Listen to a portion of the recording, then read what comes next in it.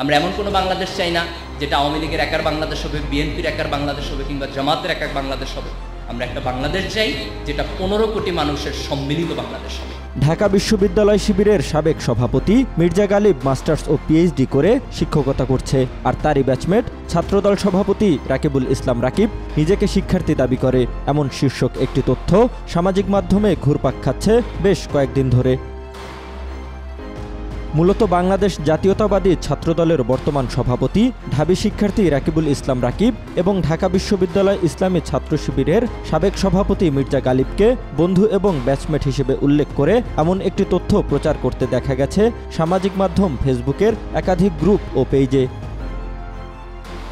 কেউ কেউ আবার নিজের ব্যক্তিগত আইডি থেকেও সেই পোস্ট শেয়ার করেছেন, যা নিয়ে সোশ্যাল মিডিয়ায় চলছে নানা আলোচনা সমালোচনা। তবে এ তথ্যের সত্যতা যাচাই করে এটিকে ভুয়া ও ভিত্তিহীন বলেছে অনুসন্ধান team rumour scanner Bangladesh.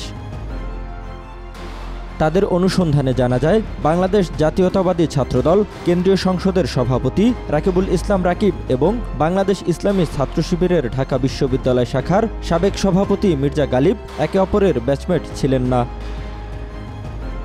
Mirza Ghalib Dhaka বিশ্ববিদ্যালয়ের ফলিত রসায়ন এবং রাসায়নিক প্রযুক্তি বিভাগে 2005 সালে স্নাতক সম্পন্ন করে।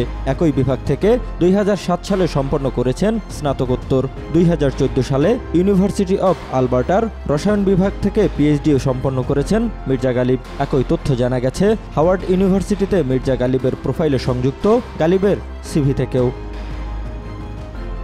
অপরদিকে ছাত্রদল সভাপতি রাকিব ময়মনসিংহের মুক্তাগাছার নবারুণ বিদ্যানিকেতন থেকে 2003 সালে বিজ্ঞান বিভাগে মাধ্যমিক এবং শহীদ স্মৃতি সরকারি কলেজ থেকে 2005 সালে উচ্চ মাধ্যমিক পাশ করেন।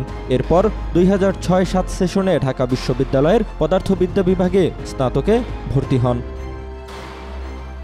অর্থাৎ ছাত্রদল সভাপতি রাকিব যে সময়ে নিজের উচ্চ মাধ্যমিক পর্যায়ে পাশ করেছেন, তার কাছাকাছি সময়েই মির্জা গালিব নিজের স্নাতক পর্যায়ে সম্পন্ন করেছেন। তবে 17 বছরেও শেষ না হলে কবে শেষ হবে রাকিবের ছাত্রত্ব, এমন প্রশ্ন থেকেই যায়।